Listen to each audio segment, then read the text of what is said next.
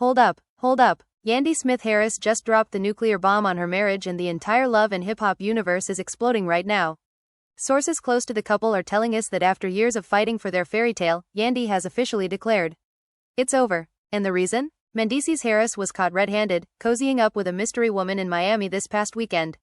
Eyewitnesses say the two were seen leaving a private rooftop dinner at 2 a.m., her hand in his back pocket, his arm wrapped around her waist like they'd been doing it for months. Phones were out, videos are circulating, and one very clear photo shows Mendeecees leaning in, kissing her forehead while she giggled like a teenager. Yandy, who has stood by this man through prison bids, baby mama drama, and every single scandal the streets could throw at them, finally hit her breaking point. Insiders say she saw the footage herself at 3:47 a.m. Sunday morning. She didn't scream, she didn't cry on camera. She simply posted a single black screen on her Instagram story with the caption, "Some things can't be fixed. Some hearts can't be mended. I'm done." Then she blocked him. Blocked the father of her children. Fans are losing their minds. The comments are a war zone. Some are calling her a queen for finally choosing herself. Others are swearing this is just another publicity stunt. But those closest to Yandy say this time, it's different. She told her inner circle, and I quote, "I've given that man every piece of me. I raised his kids while he was locked up. I built an empire while he was gone. And this is how he repays me. I'm finished." So the question burning up every group chat from Atlanta to New York to LA is this the real end of Yandy and Mendeecees? Or is the biggest plot twist in reality TV history about to drop? You're not gonna want to miss a single second of what happens next. Because baby, the tea is scalding, the receipts are piling up, and the drama is just getting started. Stick around, because we're about to break down everything that led to this moment. The fallout from that blurry Miami kiss photo hit like a Category 5 hurricane on the love and hip-hop family. Within hours of Yandy's cryptic black screen post, the internet turned into a battlefield. Fans flooded her comments with everything from, "Queen Yandy finally woke up," to, "This is fake for the show, y'all know how these storylines go." But those who followed the Harris marriage since season 2 knew this wasn't scripted drama. This was real pain leaking through the cracks of a carefully curated image. Mendeecees was still in Miami when the story broke. Insiders say he didn't even see the post until a producer from the network texted him the screenshot at 7:12 a.m. His first reaction? Pure panic. He allegedly tried calling Yandy 17 times back-to-back. Straight to voicemail. Then he switched to texting. "Baby, this ain't what it looked like. Let me explain. I love you, don't do this." No reply. By the time he boarded a flight back to New York, Twitter was already trending #Yandy deserves better and #Mendeecees cheated. The clip of him kissing the mystery woman's forehead had been screen recorded, slowed down, zoomed in, and dissected frame by frame. Every pixel became evidence in the court of public opinion. Back in New Jersey, Yandy wasn't screaming or throwing things like fans expected. She was eerily calm. Too calm. Her best friend Judy Harris, yes, Mendeecees' own mother, was the first person she called after seeing the footage. Judy picked up on the second ring. "Yandy baby, what's wrong?" Yandy's voice cracked for the first time. "Mama, he did it. He really did it this time." Judy went silent for a long beat. Then she whispered, "I'm coming over." When Judy arrived, Yandy was sitting on the living room couch in the same oversized hoodie she'd worn to bed, staring at her phone like it had personally betrayed her. The kids, Omarion and Skylar, were still asleep upstairs. Judy didn't ask questions. She just sat down, pulled Yandy into her arms, and let her cry the way only a mother can allow. That morning became the turning point. Yandy told Judy everything. How she'd ignored red flags for years because she believed in second chances. How she'd forgiven the baby mama drama with Samantha Wallace and Erica DeShazo because Mendeecees swore it was before their time. How she'd held the family together during his prison sentence, building loving hip-hop into a brand while raising his son and their 2 kids alone. "I gave him my youth, mama. I gave him my career. I gave him my trust. And he gave me a forehead kiss on some random chick in Miami." Judy didn't defend her son. For the first time in years, she didn't make excuses. She just held Yandy tighter and said, "You don't have to decide today. But whatever you decide, I'm with you. You're my daughter too." Word spread fast in the family. Mendeecees' brother Lil Mendeecees got the call from Judy and immediately drove over. He walked in, saw Yandy's face, and knew it was serious. "Sis, talk to me." Yandy looked up, eyes red but voice steady. "Your brother been moving funny for months. Late nights, secret trips. I let it slide because I didn't want the kids to see us fight. But this I can't unsee." Lil Mendeecees tried to play peacemaker. "Let him come home. Let him explain." Yandy shook her head. Explanations don't erase pictures. They don't erase the way she was laughing like she belonged in his arms. The room got quiet. Even Lil Mendeecees couldn't argue with that. By afternoon, the Love and Hip Hop cast started chiming in privately. Kimbella called Yandy first. "Girl, if this is real, you better leave his ass on read forever." Yandy laughed through tears. I already blocked him. Safari slid in her DMs. You good? Need me to pull up? She replied with a simple heart emoji. Chrissy Lampkin sent a long voice note. Yandy, I've been where you are. Don't let nobody guilt you into staying. You built this life. You can build another one without him. Even Spice, who usually stays out of it, posted a cryptic story. A black rose with the caption, some thorns you gotta cut off. The support was pouring in, but so was the shade. A few pages started posting old clips of Yandy saying, I'll ride for my husband forever, and captioning them, forever lasted until Miami. Mendeecees landed at Newark around 4 p.m. He didn't go home. He went straight to his mother's house in the Bronx. Judy opened the door, arms folded. You got some explaining to do, boy. He tried the puppy dog eyes. Ma, it's not what y'all think. Judy cut him off. Don't lie to me. I raised you better. He broke down right there in the doorway. Tears. Apologies. Promises. I messed up, Ma. But I love her. I love my family. Judy didn't hug him. She just said, love don't look like sneaking around. Go fix it, or let her go. For the first time, Mendeecees realized his mama wasn't on his side automatically. That hurt worse than the trending hashtags. Meanwhile, Yandy gathered her inner circle at the house that night. Her business partner, her stylist, her lawyer, and 2 close friends from Atlanta. They sat around the kitchen island with wine and takeout. No one sugar-coated it. Her lawyer laid it out plain. Prenup is ironclad on your side. The businesses are in your name. The house is joint but you can buy him out. Custody will be shared but you've been primary since day one. Yandy nodded slowly. I don't want to take his kids from him. But I can't share a bed with someone who disrespects me like this. Her stylist teared up. You've been carrying him for years, Yandy. It's your turn to fly. They toasted to new beginnings but nobody felt celebratory. The grief was too fresh. Social media kept exploding. A fan page with over 2 million followers posted a side-by-side. One photo of Yandy and Mendeecees renewing vows in 2019, the other the Miami kiss. Caption read, from forever to never in one weekend. Comments hit 50,000 in an hour. Some fans started a GoFundMe, help Yandy heal, joke that actually raised $3,000 before she made them shut it down. Others dug up old interviews where Mendeecees bragged, Yandy my ride or die. The hypocrisy was delicious to the internet. Tea pages were eating. Bloggers were live streaming reactions. One viral tweet read, Mendeecees thought he could play in 4K and Yandy wouldn't see it. Sir, this is the HD era. Late that night, Mendeecees tried one last time. He drove to the house. Parked across the street. Texted Judy. Ma tell her I'm outside. Judy showed Yandy the message. Yandy stared out the window, saw his car, saw the silhouette in the driver's seat. Her heart twisted. Memories flashed. Wedding day, prison visits, birth of their daughter. But then the Miami photo flashed too. She turned to Judy. Tell him to go home. We're done talking tonight. Judy relayed the message. Mendeecees sat in the car for 40 minutes before he drove away. Headlights disappearing into the dark. Yandy went upstairs, kissed her sleeping kids, and for the first time in years, locked the bedroom door behind her. Alone, but maybe, finally, free. The next morning brought the first real twist nobody saw coming. A second woman surfaced. A second woman surfaced. And this one hit way harder than the Miami mystery chick. Early Tuesday morning, just as the first wave of backlash was starting to settle into exhausted memes, an anonymous DM slid into multiple T pages with a timestamped video from last month. Los Angeles. A dimly lit hookah lounge in Hollywood.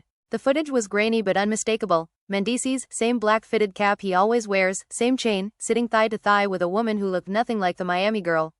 This one had long honey blonde braids, gold hoops, and a tattoo peeking out from her low-cut top that read, Loyalty, in cursive. They weren't just talking. Her hand was on his knee the whole clip. At one point he leaned over, whispered something in her ear, and she threw her head back laughing the exact same way the Miami girl had. Then the killer moment. He pulled out his phone, they took a selfie together, cheeks pressed close, both smiling like they'd won something. The video ended with him slipping what looked like a room key into her purse. Within 30 minutes the clip was everywhere. Blogs titled it, Mendeecees double dipping, 2 women, 2 cities, same disrespect. The comments section became a crime scene. He wasn't even trying to hide it anymore, Yandy been holding it down for nothing, this man got more lives than a cat. Fans who'd been on the fence about leaving him suddenly switched sides hard. Even the ride or dies started typing, I can't defend this one. Yandy saw it while getting her hair done at her favorite salon in Jersey. Her stylist paused mid-twist, phone in hand. Yandy, you need to see this. Yandy took one look at the frozen frame of the selfie and her whole face changed. Not anger this time, something colder. Exhaustion mixed with disgust. She didn't cry. She just handed the phone back and said quietly, book me out for the rest of the week. I'm not doing press. I'm not doing nothing. Then she walked out, still half-finished braids swinging, got in her car, and drove straight home. Inside the house she went full lockdown mode. Phones on Do Not Disturb. Curtains drawn. Kids at Judy's for the day. She sat in the home office she'd built from scratch, the same office where she'd signed million-dollar brand deals while Mendeecees was still inside, and started going through old messages. Not to snoop, she already knew. She just needed receipts for herself. Months of working late texts. Unexplained hotel charges on the joint card she'd quietly paid off. Vague business trips to La that never had photos attached. Every red flag she'd ignored because love makes you colorblind. Now the blindfold was off and the picture was crystal clear. She called her lawyer again. This time the conversation was different. Start drafting everything. Separation agreement, asset division, temporary custody schedule. I want it ready by Friday. Her voice didn't waver. The lawyer asked if she was sure. Yandy answered, I've never been surer of anything. Word got back to Mendeecees through his brother. Lil Mendeecees showed up at Judy's house where Mendeecees was crashing on the couch like a teenager in trouble. Bro, there's another video. Last month, Mendeecees sat up so fast he almost knocked over the coffee table. What you mean another? Lil Mendeecees played the clip. Mendeecees watched in silence, face draining of color. When it ended he didn't deny it. He just buried his head in his hands and muttered, I fucked up. I fucked up bad. Lil Mendeecees didn't sugarcoat. You didn't just fuck up. You blew up your whole life. Yandy ain't playing no more. Mendeecees tried to call her again. Blocked. Instagram. Blocked. Snapchat. Blocked. Even his number 2 phone she didn't know about. Blocked. Desperation kicked in. He posted on his story for the first time since the Miami photo dropped. Just a plain black background with white text. I owe my wife an apology. I owe my family better. Pray for us. No excuses. No, it's not what it looks like. Just that. Fans read it 2 ways. Either he was finally owning it, or he was trying to save face before the divorce papers hit. The comments were brutal either way. Apology to who? The side chicks? Too late nigga. Yandy don't want your prayers, she want half. The cast started picking sides publicly now. Remy Ma went live. Listen, I love Mendeecees like family, but Yandy carried that man. If he did what they saying he did, she gotta go. Period. Papusko signed in the comments. Facts. Joe Budden, never one to miss drama, dropped a whole podcast segment. This ain't even messy no more. This is sad. Yandy built an empire while he was gone and he comes home and does this? Come on son. Even Cardi B chimed in on Twitter. Yandy my girl. If she leave, I'm throwing the going away party myself. Fuck that. The support for Yandy was deafening. But Mendeecees wasn't ready to let go. Wednesday night he pulled up to the house again. This time he didn't stay in the car. He rang the doorbell. Yandy saw him on the Ring camera. She didn't open it. Instead she spoke through the speaker. Go home, Mendeecees. Her voice was flat. No emotion. He started pleading right there on the porch. Baby please, just hear me out. 5 minutes. She cut him off. You had years. You used them up. Then she turned the camera off. He banged on the door for almost 10 minutes before a neighbor started filming and he finally left, head down, pride shattered. That clip hit blogs too. Mendeecees begs at the door while Yandy stays silent. The internet ate it up. Thursday brought the family meeting nobody wanted. Judy called everyone to her house. Yandy showed up with her lawyer in tow, just in case. Mendeecees arrived last, eyes bloodshot like he hadn't slept. The kids weren't there, they were with a sitter. Judy started, we family, but family don't destroy each other like this. She looked at her son. You gotta own what you did. Mendeecees nodded. I know, Ma, I know. Then he turned to Yandy. I never meant to hurt you like this. I got caught up, I got weak, but I still love you. I still want my family. Yandy looked at him for a long time. Everyone held their breath. Then she spoke, slow and deliberate. Love don't cheat in 2 different cities. Love don't make me question my worth every time you leave town. Love don't make me raise your kids while you play house somewhere else. You say you want your family? Then why you keep breaking it? Mendeecees opened his mouth but nothing came out. Tears rolled down his face instead. Yandy continued, I'm not doing this anymore. I'm filing. We can co-parent. We can be cordial for the kids. But us? That's over. The room went dead silent. Judy reached for Yandy's hand. Lil Mendeecees stared at the floor. Mendeecees just sat there, broken. Yandy stood up, smoothed her dress, and said, I'll have my lawyer send the papers. Take care of yourself. Then she walked out. No dramatic exit, no slamming door, just quiet finality. By Friday morning the blogs confirmed it, Yandy Smith Harris had officially filed for divorce. The headline everywhere was the same, Yandy pulls the plug, divorce papers served after double cheating scandal. Fans flooded her page with roses, crowns, praying hands. She posted one thing, a photo of herself in a white sundress, kids on either side hugging her legs, caption, new chapter. Same strength, thank you for the love. No mention of him, no shade, just peace. But the story wasn't done twisting yet. Saturday night, the Miami woman finally spoke. And what she said changed everything all over again. A second woman surfaced. And this one hit way harder than the Miami mystery chick. Early Tuesday morning, just as the first wave of backlash was starting to settle into exhausted memes, an anonymous DM slid into multiple T pages with a timestamped video from last month. Los Angeles. A dimly lit hookah lounge in Hollywood. The footage was grainy but unmistakable. Mendeecees, same black fitted cap he always wears, same chain, sitting thigh to thigh with a woman who looked nothing like the Miami girl. This one had long honey blonde braids, gold hoops, and a tattoo peeking out from her low-cut top that read, "Loyalty," in cursive. They weren't just talking. Her hand was on his knee the whole clip. At one point he leaned over, whispered something in her ear, and she threw her head back laughing the exact same way the Miami girl had. Then the killer moment. He pulled out his phone, they took a selfie together, cheeks pressed close, both smiling like they'd won something. The video ended with him slipping what looked like a room key into her purse. Within 30 minutes the clip was everywhere. Blogs titled it, "Mendeecees double dipping, 2 women, 2 cities, same disrespect." The comments section became a crime scene. He wasn't even trying to hide it anymore, Yandy been holding it down for nothing, this man got more lives than a cat. Fans who'd been on the fence about leaving him suddenly switched sides hard. Even the ride or dies started typing, "I can't defend this one." Yandy saw it while getting her hair done at her favorite salon in Jersey. Her stylist paused mid-twist, phone in hand. "Yandy, you need to see this." Yandy took one look at the frozen frame of the selfie and her whole face changed. Not anger this time, something colder, exhaustion mixed with disgust. She didn't cry, she just handed the phone back and said quietly, "Book me out for the rest of the week. I'm not doing press, I'm not doing nothing." Then she walked out, still half-finished braids swinging, got in her car, and drove straight home. Inside the house she went full lockdown mode. Phones on Do Not Disturb.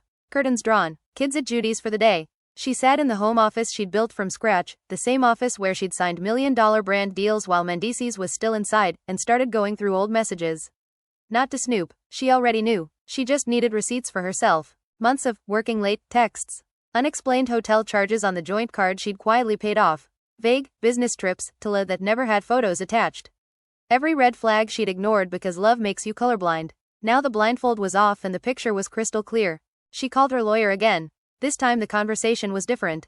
Start drafting everything. Separation agreement, asset division, temporary custody schedule. I want it ready by Friday. Her voice didn't waver. The lawyer asked if she was sure. Yandy answered, "I've never been sure of anything." Word got back to Mendeecees through his brother. Lil Mendeecees showed up at Judy's house where Mendeecees was crashing on the couch like a teenager in trouble. "Bro, there's another video." Last month, Mendeecees sat up so fast he almost knocked over the coffee table. "What you mean another?" Lil Mendeecees played the clip. Mendeecees watched in silence, face draining of color. When it ended he didn't deny it. He just buried his head in his hands and muttered, "I fucked up. I fucked up bad." Lil Mendeecees didn't sugarcoat. "You didn't just fuck up. You blew up your whole life. Yandy ain't playing no more." Mendeecees tried to call her again. Blocked. Instagram. Blocked. Snapchat. Blocked. Even his number 2 phone she didn't know about. Blocked. Desperation kicked in. He posted on his story for the first time since the Miami photo dropped. Just a plain black background with white text. "I owe my wife an apology. I owe my family better.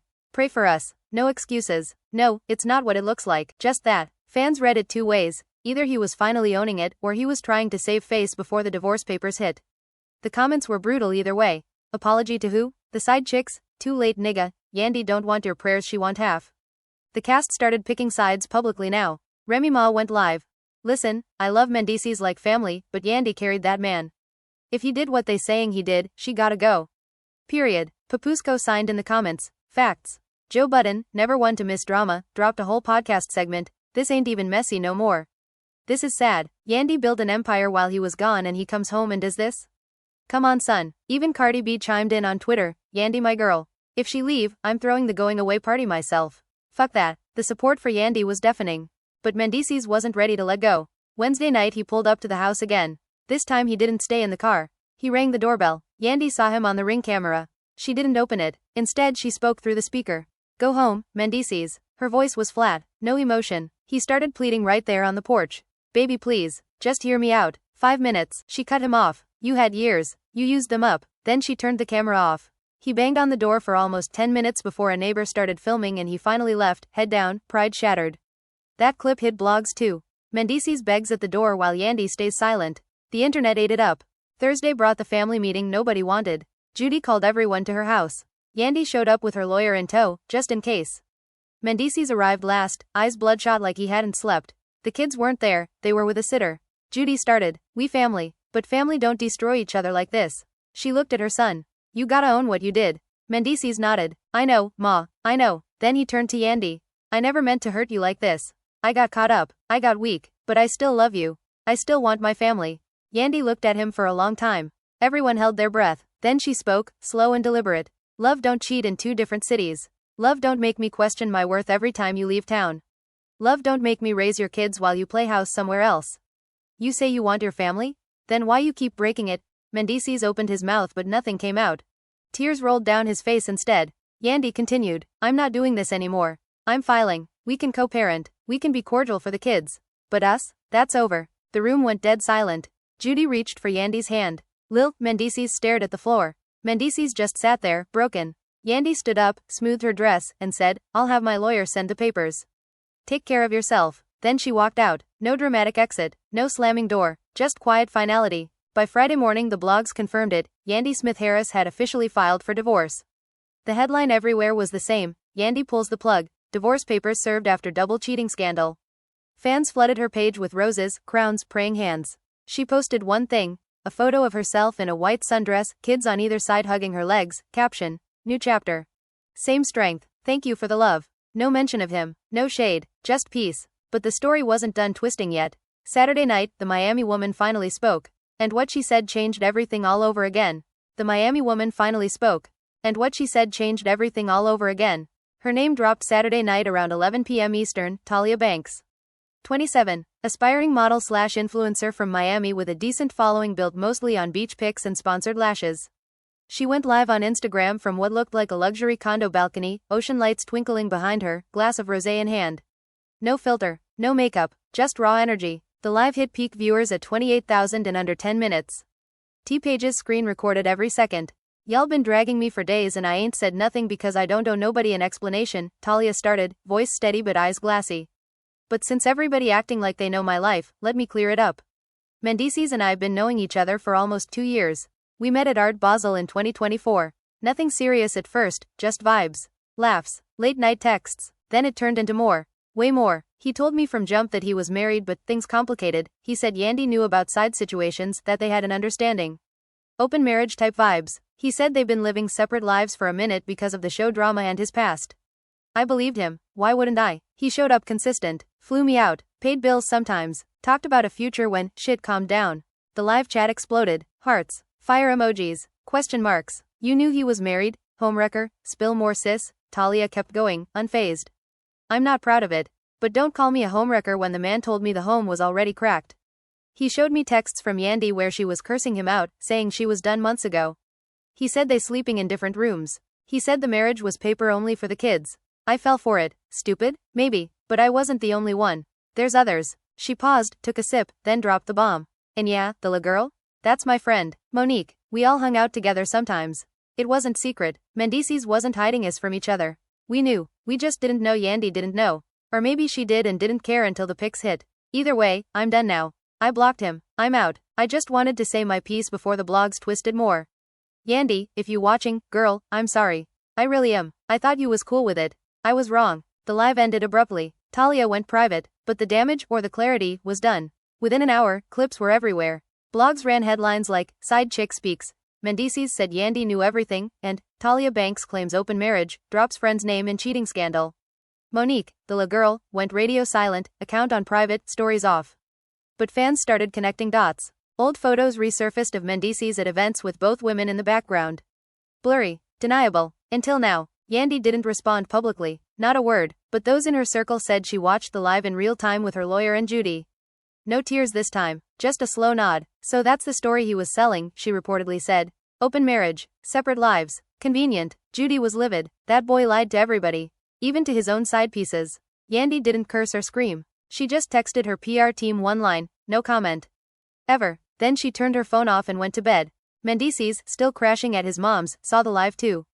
He allegedly threw his phone across the room so hard it cracked the screen.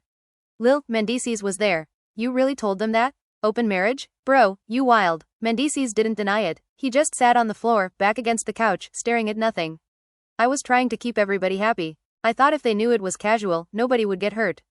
Mendeecees laughed bitterly. You thought wrong. You hurt the one person who never left you. Now look. Sunday morning, the story mutated again. A third woman. This time it wasn't a video or a live. It was court documents leaked to a major blog. Apparently, in 2025, Mendeecees had quietly settled a paternity suit with a woman named Jasmine from Atlanta. DNA confirmed. Another son. born while he was still very much married and very much on the show acting like the perfect family man. The child was 2 now. Yandy had never been told. The settlement included monthly payments and a gag order, until someone broke it. Blogs posted redacted pages, Mendeecees' signature. Amounts. Visitation schedule he never followed. Fans went nuclear. How many kids he hiding? Yandy raising everybody's children except the new ones. This man is a walking liability. Yandy's phone started blowing up again despite Do Not Disturb. Friends forwarding links. She finally cracked and looked. Then she did something nobody expected. She scheduled an Instagram live for that night. No announcement, no teaser, just popped on at 9 p.m. sharp. Simple black backdrop, hair in a low bun. Minimal makeup, kids already asleep. She spoke for 22 minutes straight. No notes, no script, pure heart. I'm not here to drag anybody. I'm not here to play victim. I'm here to speak my truth so I can close this chapter and move on. Mendeecees and I built something real once. We fought through hell together.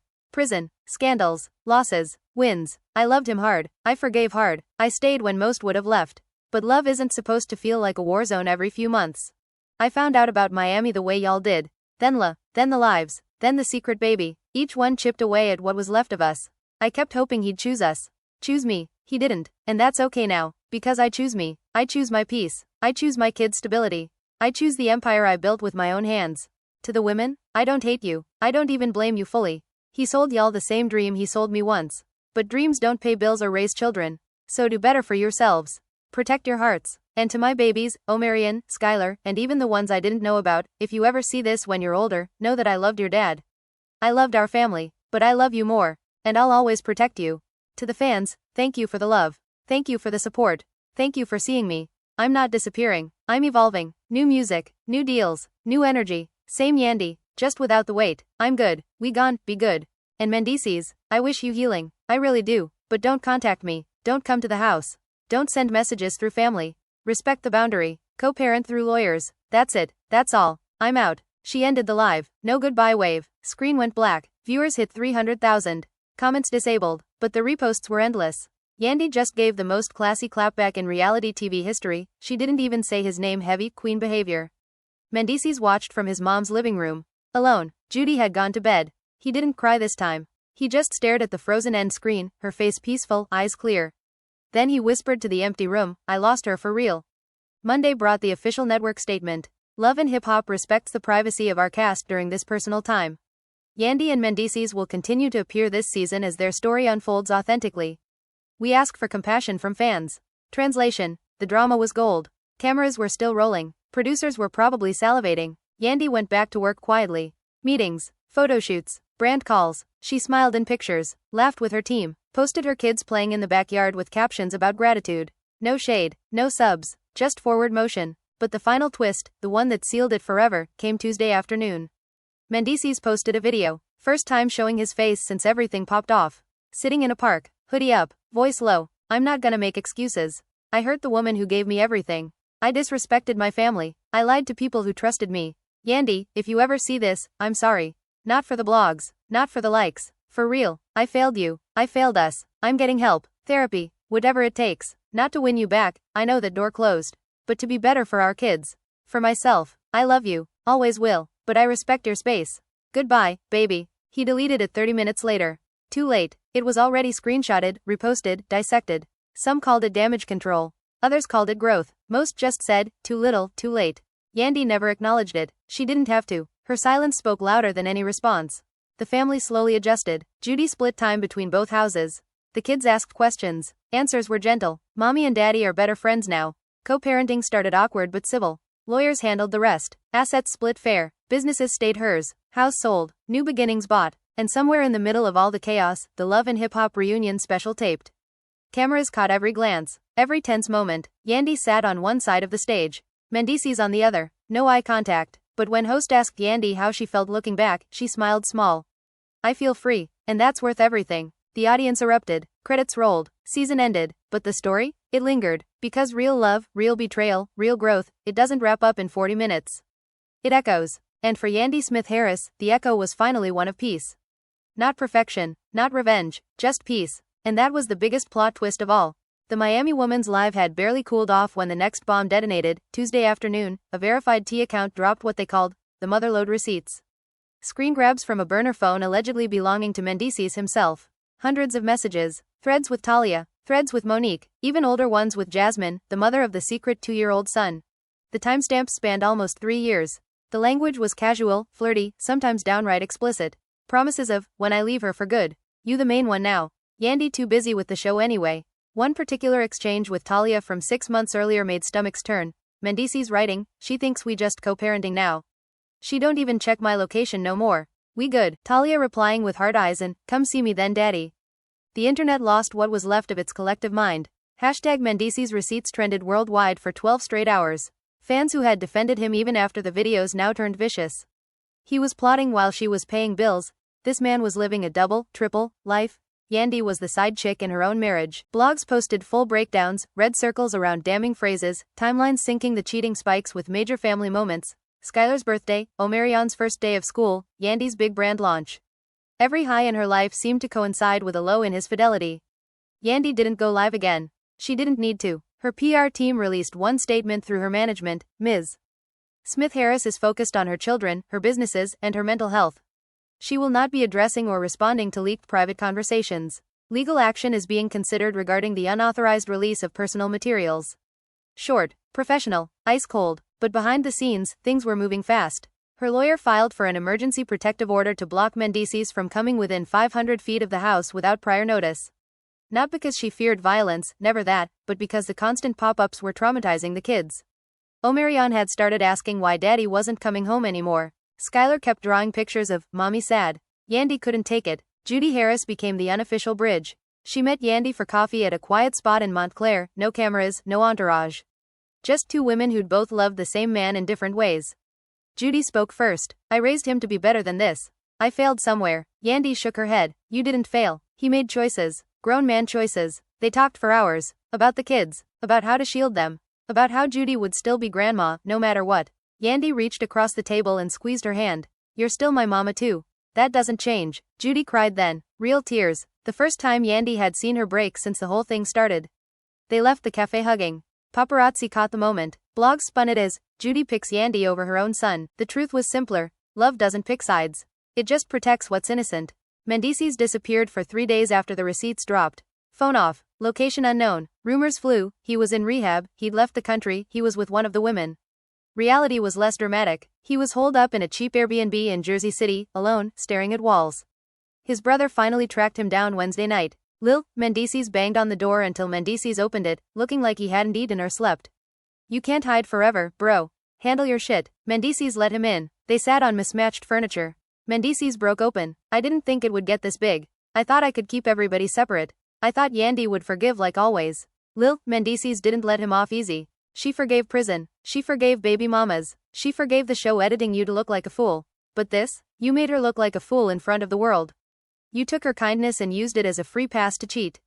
That's not forgivable, man. That's betrayal. Mendeecees nodded. Slow. Defeated. I know. Thursday, Mendeecees checked into a private treatment center outside Atlanta. Not court-ordered. Voluntary. Therapy for sex addiction, individual counseling, group sessions. He posted nothing. No vague inspirational quotes. No, I'm working on me, stories. Just silence. Insiders said the facility had strict no-phone rules. For the first time in years, he couldn't control the narrative. The blogs noticed. Mendeecees goes dark amid escalating scandal. Is this rock bottom or another PR move? Fans were split. Some hoped it was real change. Others rolled their eyes. He only gets help when the checks stop coming. Yandy, meanwhile, leaned into her power. She announced a new podcast, Unfiltered Conversations with Women Who'd Rebuilt After Heartbreak. First guest, Chrissy Lampkin. They filmed the pilot in Yandy's new home studio, a sunlit room overlooking a lake. No mention of Mendeecees by name. Just real talk about boundaries, self-worth, starting over at 40-something.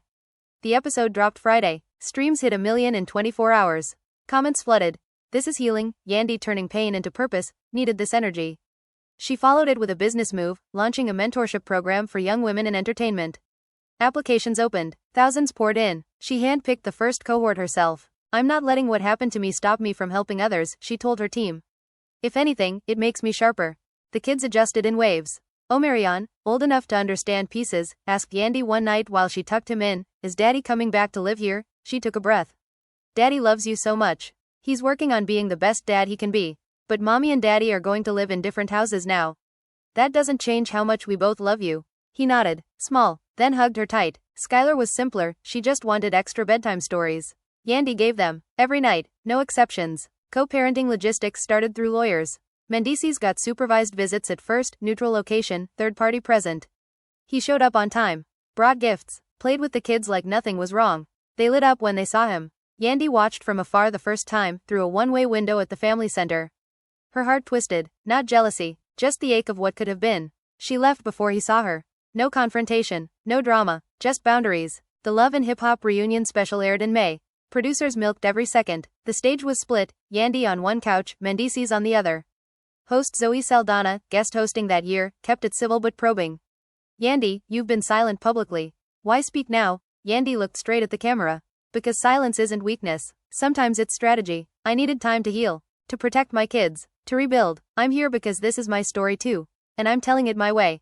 Mendeecees spoke next. Voice low. Eyes down. I take full responsibility. No excuses. I hurt her. I hurt my family. I'm in therapy. I'm trying to be better. That's all I can say. No tears. No begging. Just accountability. The audience was quiet. Some clapped. Some didn't. Off-camera moments leaked later. Yandy and Mendeecees passed each other in the hallway during break. No words. Just a nod. Mutual acknowledgement that the war was over. Not forgiveness. Not friendship. Just truce. Summer came. Yandy took the kids to Barbados for 2 weeks. No entourage. Just them. Beach days. Ice cream. Sunset pictures she posted with captions like, grateful, and, whole.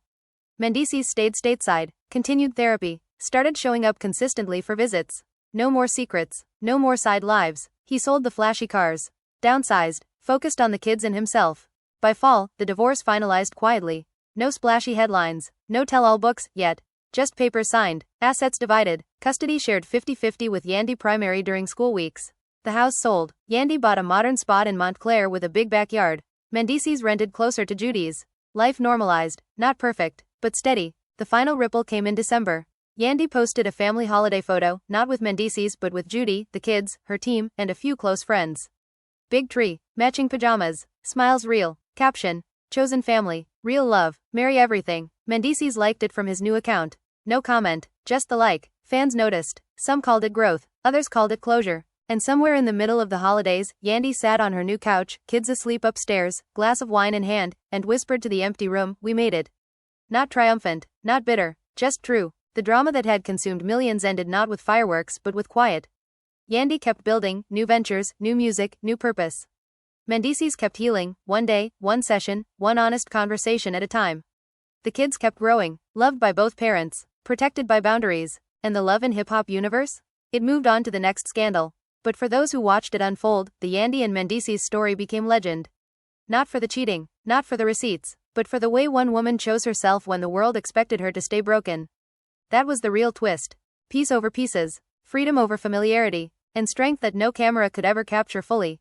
The end. The divorce papers had been signed, the ink barely dry, but the story refused to stay buried. By early January 2026, whispers started circulating that Mendeecees wasn't just quietly healing in therapy, he was plotting a comeback. Not the kind fans expected. No solo album drop, no reality spin-off begging for forgiveness. Something quieter, more calculated. Sources close to his new management team leaked that he'd been shopping a tell-all memoir titled, Behind the Bars and Beyond the Lights. The pitch? Raw honesty about prison life, fatherhood failures, addiction struggles, and yes, the marriage implosion. Publishers were circling. One major house reportedly offered a 6-figure advance with a ghostwriter already attached. The working subtitle floating around, How I Lost the Woman Who Saved Me. Yandy caught wind of it during a late-night strategy call with her team. Her PR manager read the email aloud. They're positioning it as redemption, not revenge. But the chapter outlines mention, the final straw in Miami, and, the women who filled the voids. Explicit. Yandy listened in silence, then said one word, block it. Not legally, yet. She wasn't about to give him the oxygen of a public fight. Instead, she doubled down on her own projects. The podcast, Rebuilt, hit #1 in the self-help category on Spotify. Guests ranged from Taraji P's Henson talking post-divorce glow-ups to Cardi B ranting about loyalty in the industry. Every episode ended with Yandy's signature sign-off, you don't owe anyone your broken pieces. You owe yourself the whole damn mosaic. Streams crossed 10 million. Sponsors lined up. She turned down 3 network offers to return full-time to Love and Hip Hop. I gave that show my real life, she told her manager. They don't get another season of it. Mendeecees, fresh out of 90 Days Inpatient, surfaced publicly for the first time at a small Atlanta men's mental health summit in February. No cameras allowed inside, but photos leaked anyway. Him on a panel, hoodie up, speaking softly about accountability. I spent years running from mirrors, he said according to attendees who live tweeted. Now I'm staring in them every day. He name-dropped Yandy once, carefully. She was my anchor when I was drowning. I cut the rope instead of climbing it. That's on me. The clip went semi-viral. Reactions mixed. Some praised the vulnerability. Others called it therapy speak damage control. A few old fans commented, at least he's trying. Yandy never watched it. She had her assistant monitor mentions and forward only what was legally relevant.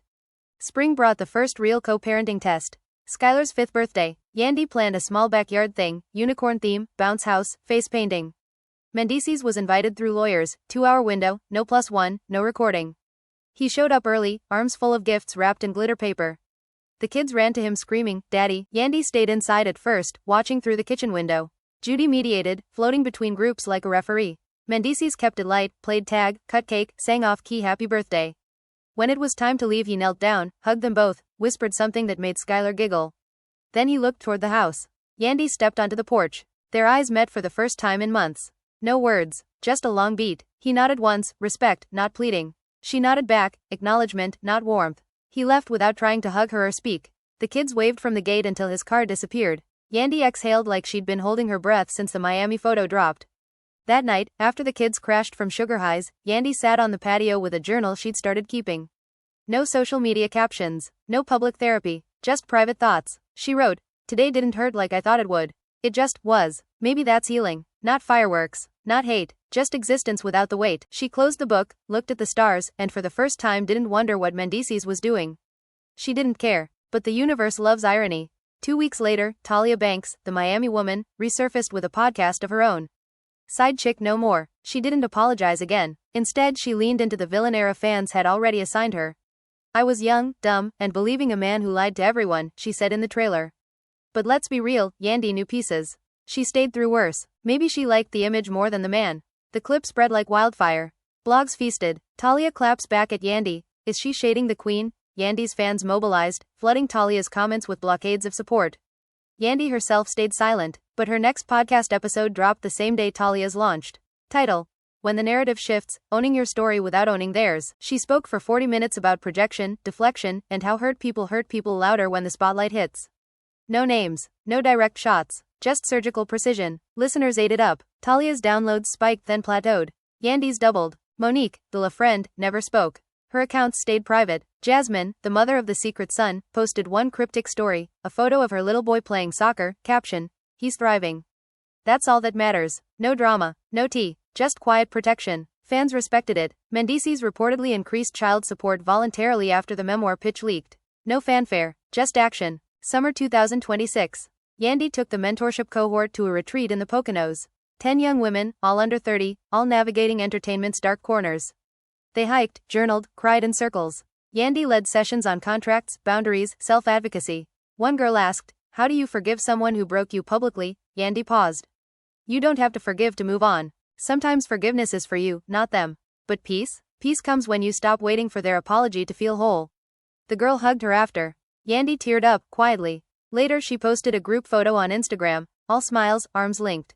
Caption: pouring into the next generation so they don't have to pour from empty cups. Likes hit 1 million in hours. Mendeecees spent the summer rebuilding too. He started a small foundation, mentoring boys who'd lost fathers to incarceration. No flashy logo, no celebrity endorsements yet, just Saturday basketball games in the Bronx, talks about choices, therapy referrals. He showed up clean-shaven, present. The kids visited once, supervised day trip. They played hoops. He taught Omarion how to dribble crossover. Skylar cheered from the bleachers. No cameras, no posts, just moments. Judy sent Yandy pictures afterward. Yandy saved them to a private folder labeled, for the kids. She didn't cry. She smiled small. Progress. Fall brought the reunion special part 2, the Where Are They Now? Edition.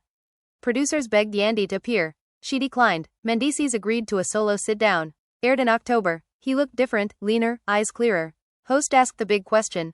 Do you regret how it ended? Mendeecees leaned forward. Every day, but regret without change is just noise. I'm changing. For my kids first. For me second. Yandy, she deserves every good thing coming her way. I'm rooting for her from here. No tears, no drama, just truth. The internet softened a fraction. Maybe he's really different, still too late but respect the accountability. Yandy watched the clip once, alone, late at night. Then she turned off the TV, poured tea, and went to bed.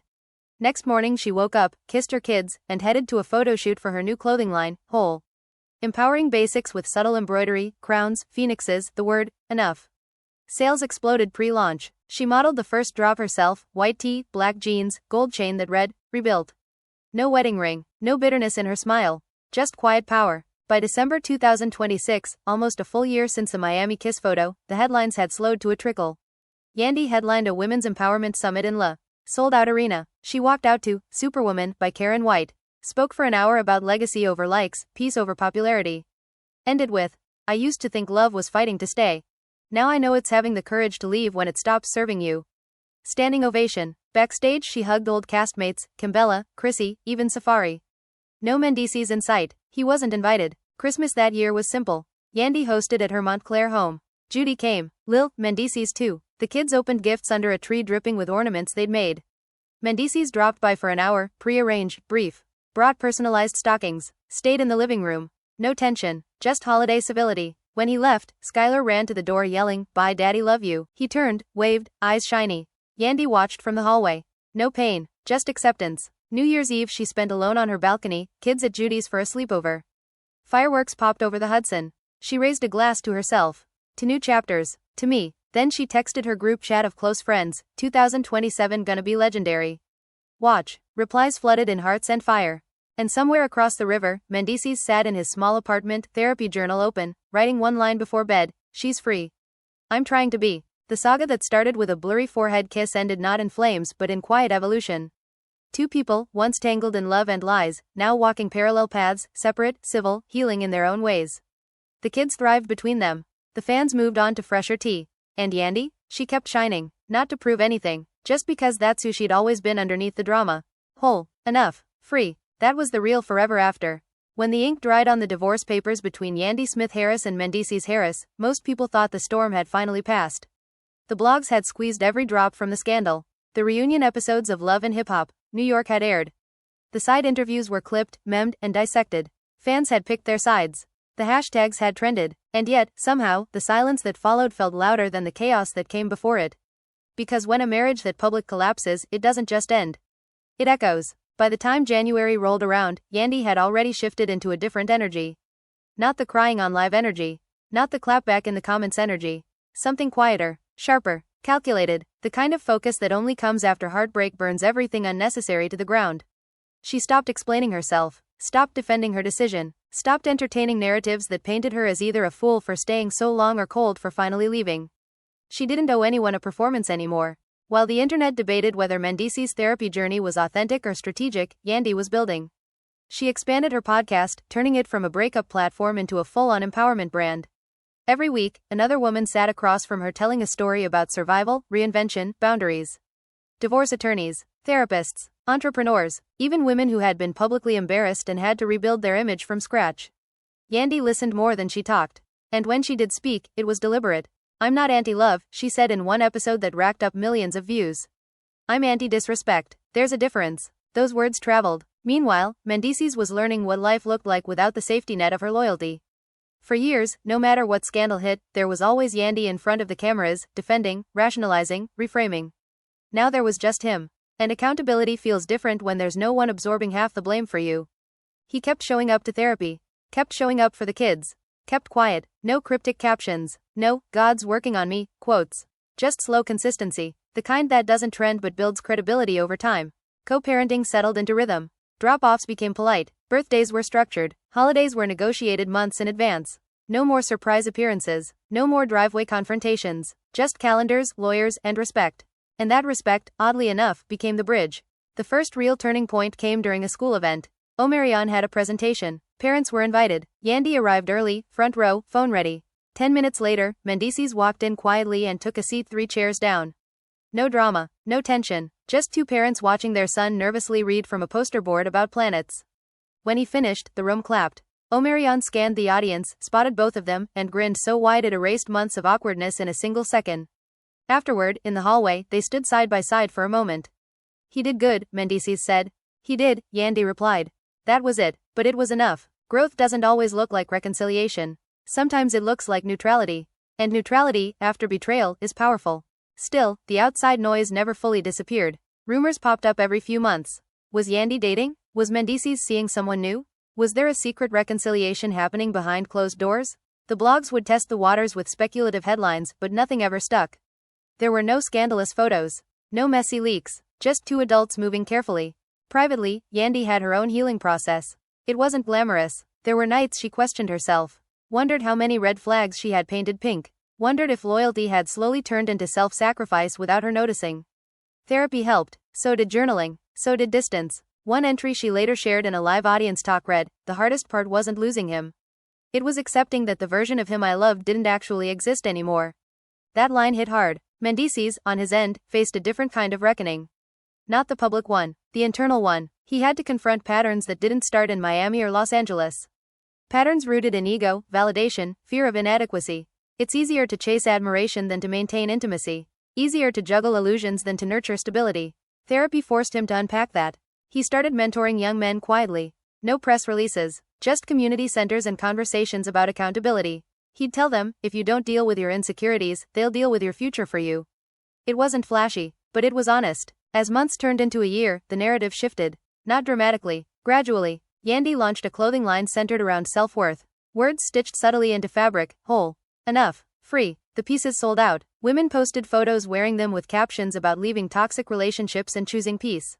Yandy reposted many of them. She wasn't capitalizing on pain. She was transforming it. During an interview, she was asked if she believed in love again.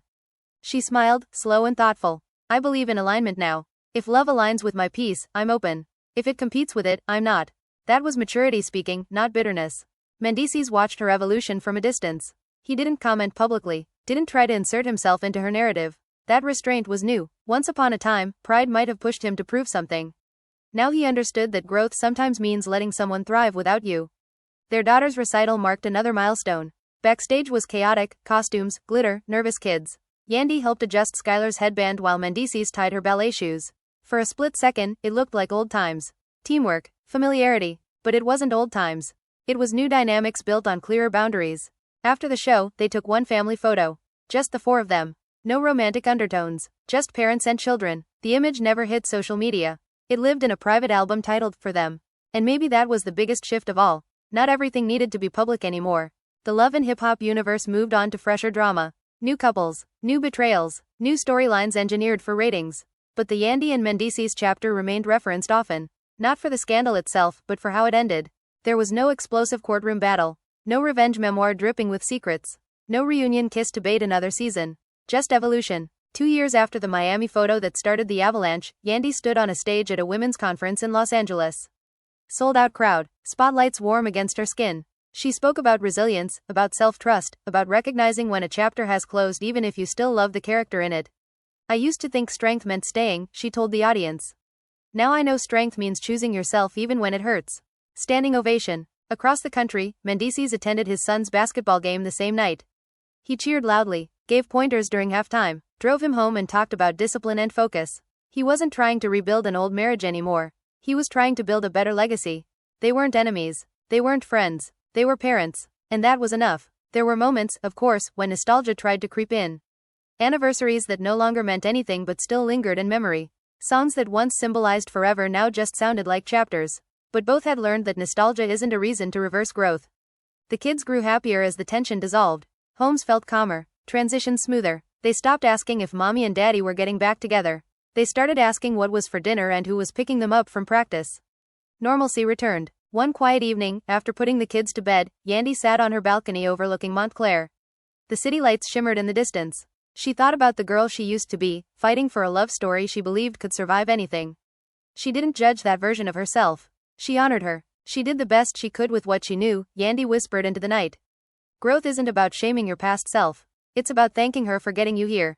Mendeecees, miles away, closed his therapy journal with a final note written at the bottom of a page. "I can't rewrite what I broke. But I can rebuild who I am." And that, perhaps, was the real resolution. Not reconciliation. Not revenge. Reconstruction. The scandal that once dominated timelines became a footnote in a much bigger narrative about accountability and autonomy. Yandy didn't win because she left. Mendeecees didn't lose because he was exposed. They both won when they stopped performing and started evolving.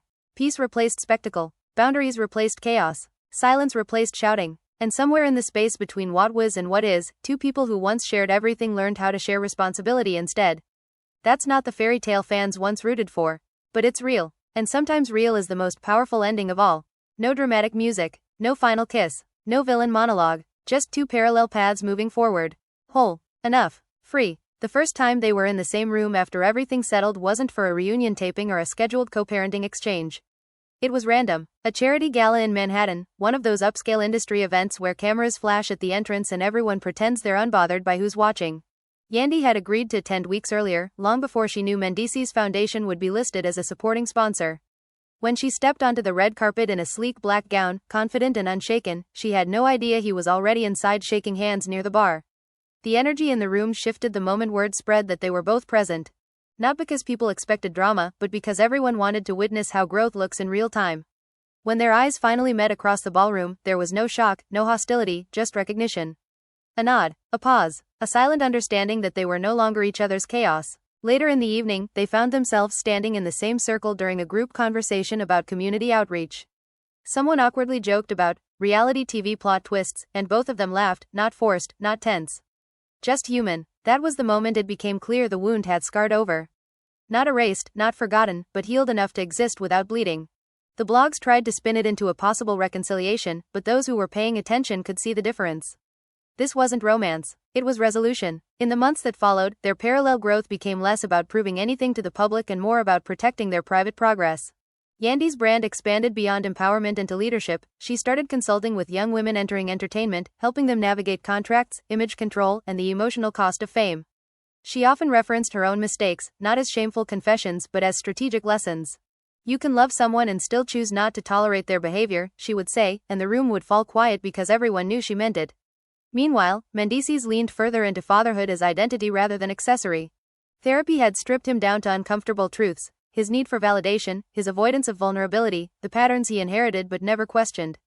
Growth for him wasn't glamorous. It looked like showing up on time. It looked like uncomfortable apologies. It looked like accepting that forgiveness might never arrive but accountability still mattered. Co-parenting meetings turned into routine check-ins without lawyers present. They began texting directly again, not about feelings, not about the past, just about schedules and school projects and pediatric appointments. Boundaries stayed intact. There were no late-night emotional conversations, no nostalgia traps. Just structure. The kids noticed the shift before anyone else did. Omarion stopped scanning rooms for tension. Skylar stopped asking if Daddy was in trouble. Their laughter returned to full volume. That alone made the pain worth it.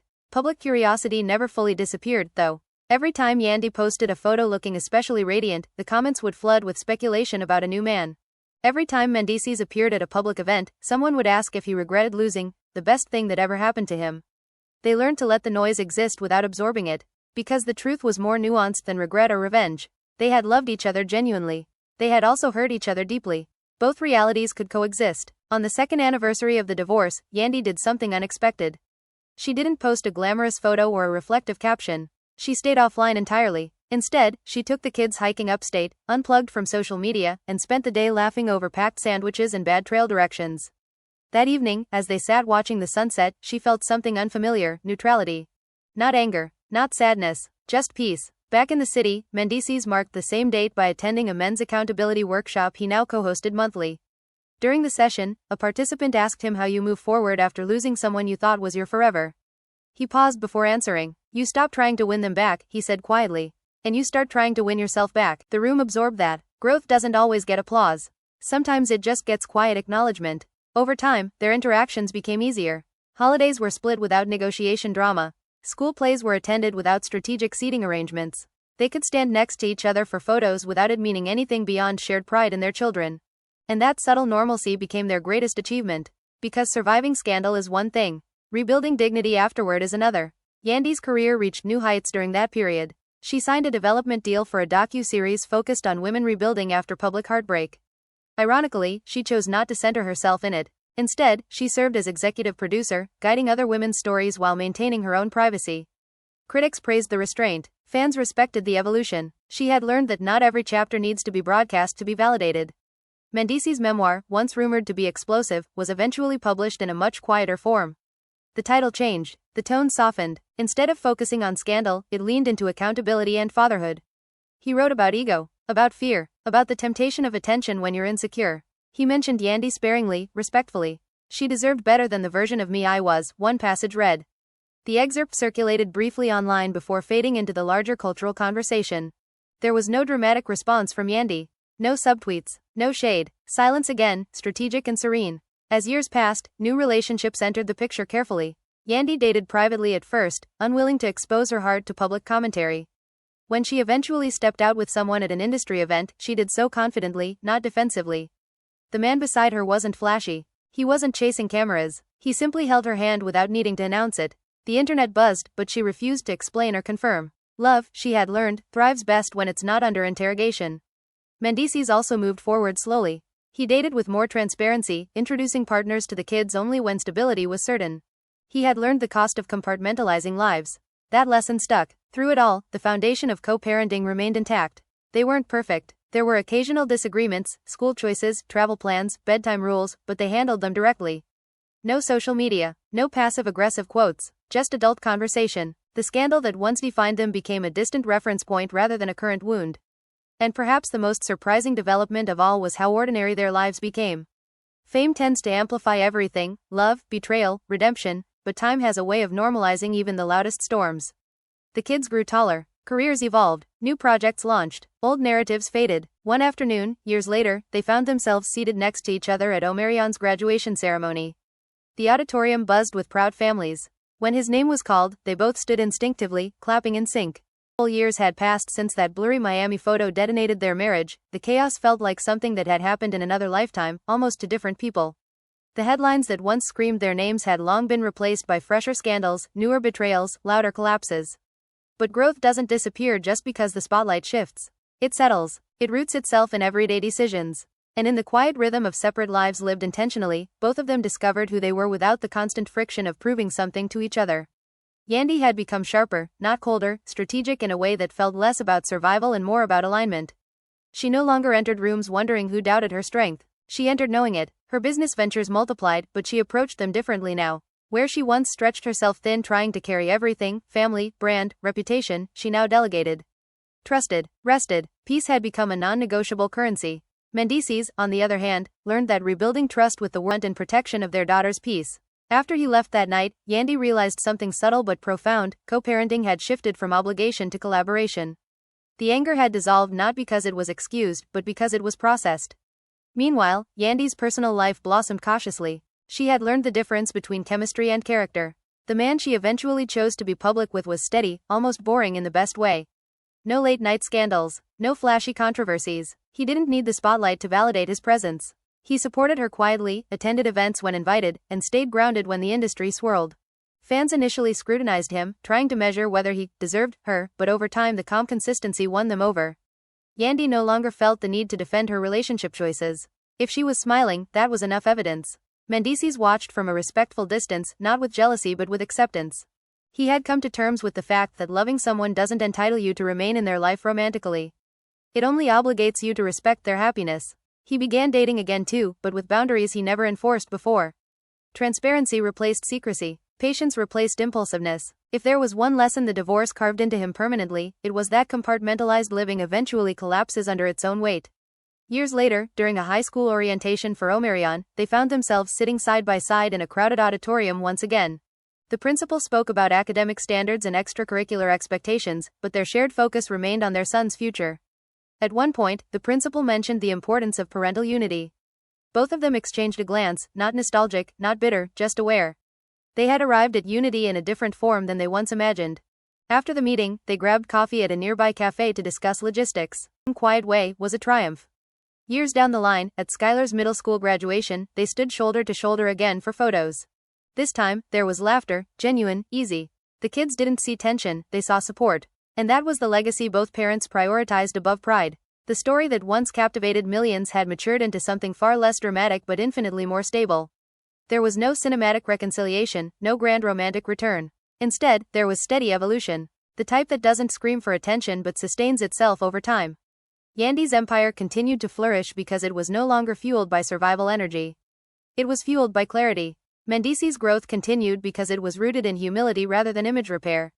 They weren't perfect, no one is, but they had reached a place where their shared past no longer controlled their present. One quiet evening, long after the headlines faded completely, Yandy found herself reflecting on the journey while flipping through old felt like a public earthquake had settled into something almost ordinary, and that ordinariness was the real miracle. The kids were taller now, opinions sharper, personalities more defined, and the rhythm between households so smooth that transitions felt less like exchanges and more like extensions. What once required lawyers and structured boundaries now required nothing more than a shared calendar and mutual respect. Yandy had grown into a version of herself that no longer flinched at whispers. She didn't brace when her name trended. She didn't tense up when old clips resurfaced. She had metabolized the pain into wisdom so thoroughly that even reminders of the chaos felt like distant chapters in a biography she no longer actively lived inside. Her businesses had expanded into full-scale enterprises, mentorship programs turning into accredited courses, her clothing brand evolving into a lifestyle movement centered on ownership, of assets, of identity, of narrative. She no longer spoke from a place of proving she survived. She spoke from a place of having stabilized. That distinction mattered. Survival energy is frantic, stability is calm, and calm had become her signature. Mendeecees, on the other hand, settled into fatherhood with an intensity that wasn't performative. He didn't need Instagram to document school pickups or basketball practices. He was simply there, present. Therapy had shifted from weekly necessity to occasional maintenance, but the lessons remained embedded. He no longer chased attention as proof of worth. He no longer compartmentalized emotions. If something bothered him, he addressed it. If he felt insecure, he acknowledged it. That kind of self-awareness had taken years to cultivate, and it didn't erase the damage he caused, but it prevented repetition. Co-parenting matured into a partnership that surprised even them sometimes. They could sit together. What they said, it was in what they no longer needed to say. There was no leftover resentment simmering beneath polite words. That had been worked through, processed, grieved. What remained was shared purpose. The children thrived in that environment. Omarion, now old enough to understand nuance, once told a friend, "My parents aren't together, but they're on the same team." That sentence alone felt like victory. Skylar grew into a confident young girl who no longer carried the emotional confusion she once did. She saw two adults who made mistakes and corrected course, who chose peace instead of ego. That example would shape her more than any fairy tale ever could. Yandy's romantic life remained steady and intentionally low-key. She didn't feel the need to parade happiness as proof of healing. The man in her life respected her independence, supported her career, and understood that co-parenting with her ex was not competition but reality. That level of emotional security had once felt unattainable. Now it was baseline. Mendeecees, too, approached children unless he was certain stability existed. The lessons cost him dearly, and he treated them as permanent upgrades rather than temporary adjustments.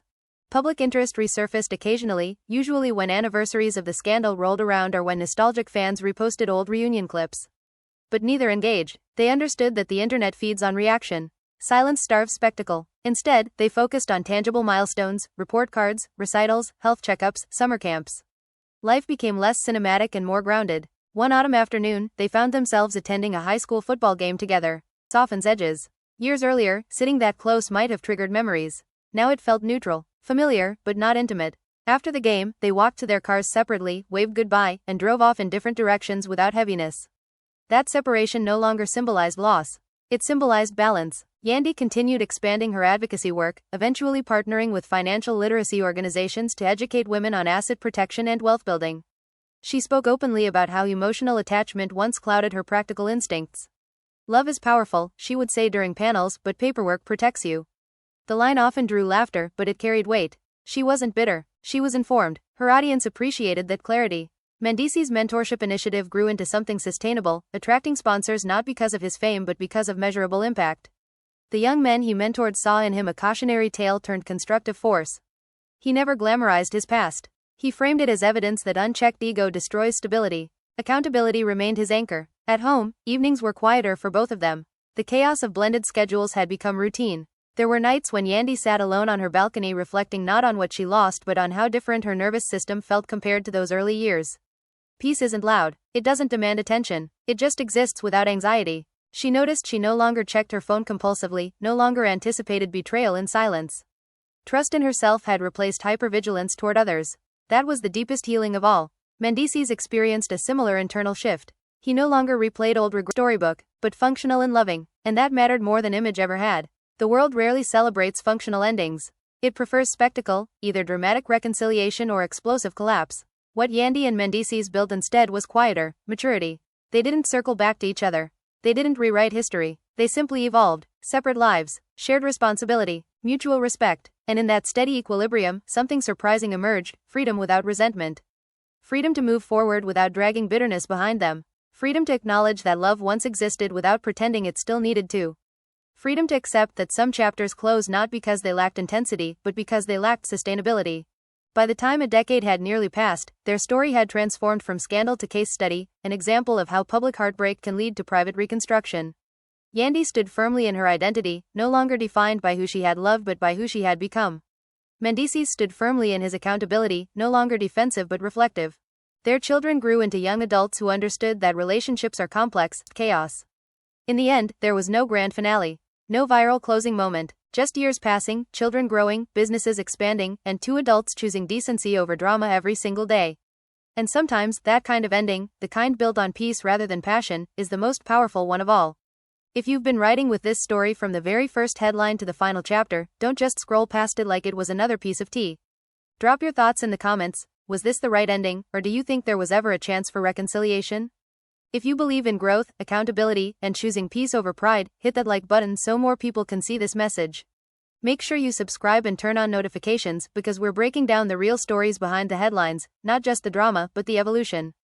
And share this with someone who needs the reminder. Sometimes the biggest glow up isn't getting them back, it's getting yourself back. Stay locked in. The next chapter is always loading.